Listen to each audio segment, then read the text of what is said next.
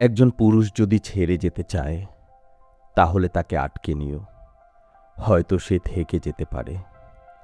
কিন্তু একজন নারী যখন চলে যেতে চায় তখন তাকে যেতে দাও, কারণ সে তখন কেবলমাত্র শরীর নিয়ে আছে, মনটা অনেক আগেই বিদায় নিয়েছে।